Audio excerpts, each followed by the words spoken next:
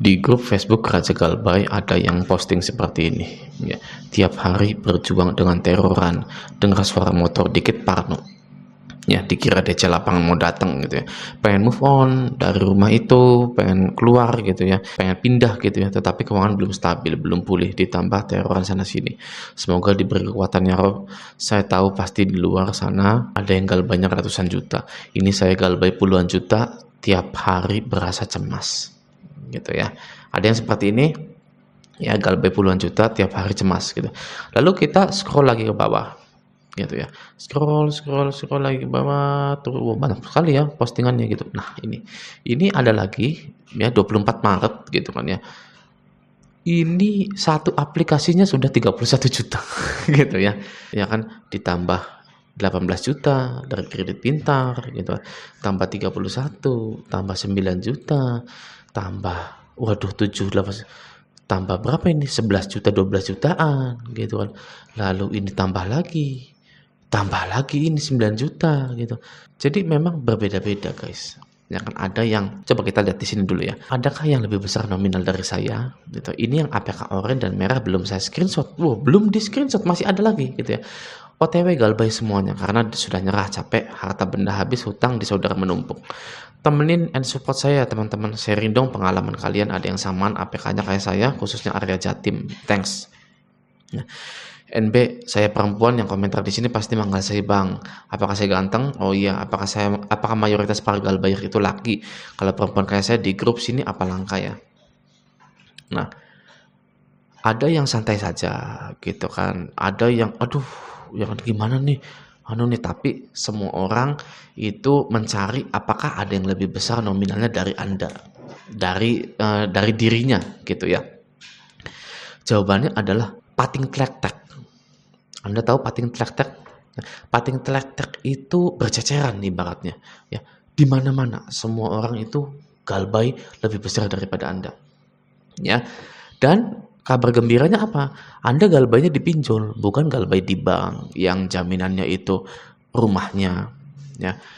Yang galbaynya itu motor gitu, jaminannya mobil, motor gitu ya. Sekarang begini, ketika Anda galbay dipinjol, ada nggak yang nominalnya lebih besar dari saya? Anda wajib tahu dua ini.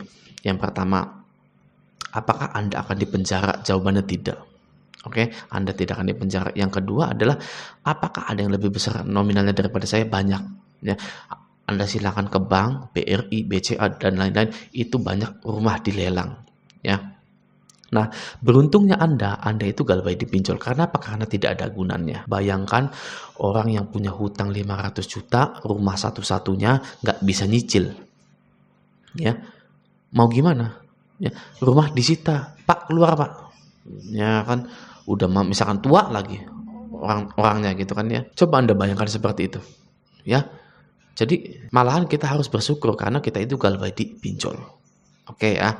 Jadi jelas Anda tidak akan dipenjara. Yang kedua, masih banyak yang lebih parah daripada Anda, disita rumahnya, dia nggak tahu mau kemana. Oke ya, mantap seperti itu. Jadi galbay dipinjol itu aman. Oke. Kalau masalah diteror, didatangi DC lapangan, aduh udahlah ya, paling 3 bulan aja itu sih. Oke. Nah sekarang begini, kalau DC-nya datang ke rumah Anda, sebisa mungkin jangan ditemui sebenarnya. Karena buat apa ditemui? Tidak ada agunannya, tidak ada yang ingin ditarik, tidak ada yang ingin disita, tidak bisa menyita, ya tidak bisa menarik sesuatu barang gitu kan, tidak bisa. Jadi mau apa?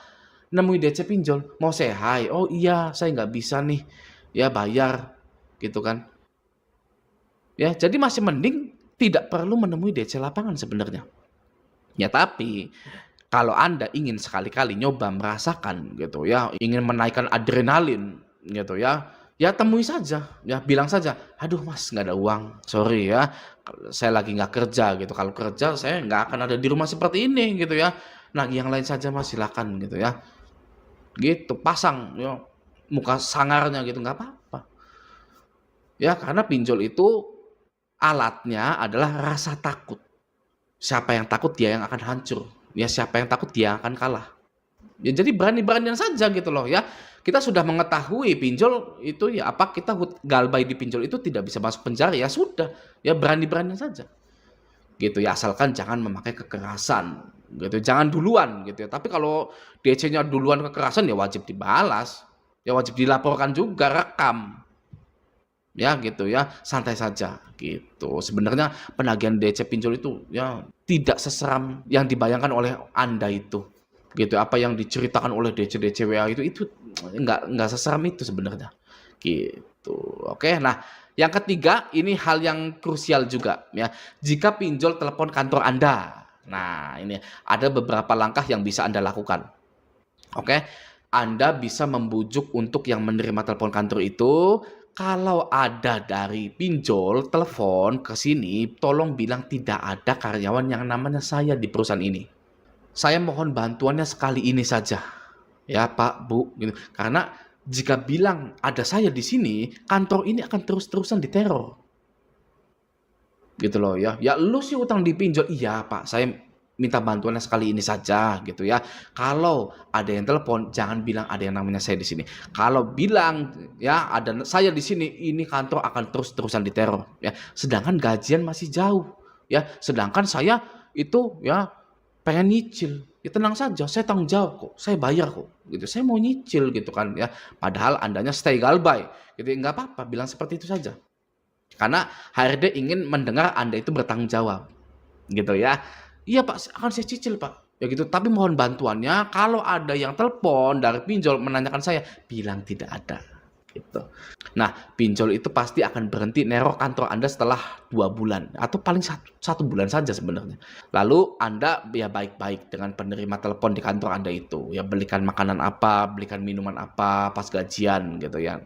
Oke, nah tapi jika kantor Anda tidak bisa toleransi dengan yang namanya hutang dipinjol gitu, Anda dipecat. Anda sampai dipecat gitu. Keluar. Ya Anda keluar saja, ya sudah dipecat gitu kan ya. Anda cari kerjaan baru secepat mungkin. Ya. Namun di kasus ini ya, yang kasus mengakhiri hidupnya ini, karyawan minimarket ini, dia ini masih masuk kerja, mengakhiri hidupnya di kantornya, di minimarketnya. Jadi belum dipecat. Ya berarti ya karyawan ini belum dipecat gitu, atau memang sudah di warning ya, sudah diperingati oleh kantornya gitu ya. Nah, kalau sudah di warning ya Anda kerja sampai dipecat. Ya, Anda di warning ya, misalkan ini kamu kantor kita diteror oleh pinjol, iya Pak, ampun Pak, begitu kan, ini akan saya tanggung jawab Pak, gitu gitu. Ya, belum tentu Anda itu dipecat. Kata siapa Anda akan dipecat? Ya, HRD tidak akan mau repot-repot nyari orang lagi ya yang sudah pengalaman di situ. Bahkan misalkan Anda sudah pengalaman di situ, sudah bagus kerjanya gitu ya, nggak mau HRD itu nyari-nyari lagi ya. Jadi bahasa Jawanya itu sedipecat-pecate menggawe ya. Saya mah kerja tuh sedipecat-pecatnya saja. Dipecat saya keluar, ya nggak dipecat ya lanjut. Ya belum tentu juga saya terjerat pinjol lalu dipecat, kata siapa. Ya, seperti itu ya. Jadi jangan takut dulu ketika ada pinjol itu nelpon ke kantor Anda. Anda bisa melakukan langkah-langkah yang sudah saya jelaskan tadi. Gitu ya. Jadi carilah solusi semantap mungkin untuk permasalahan pinjol Anda. Kasus bunuh diri ini tidak worth it.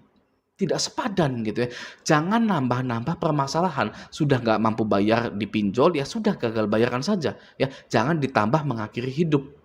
Oke, saya beritahu. Ada beberapa hal yang Anda tidak ketahui tentang gagal bayar. Akan saya beritahu di sini ya. Yang pertama, gagal bayar di pinjol itu boleh. Ya, itu boleh ya.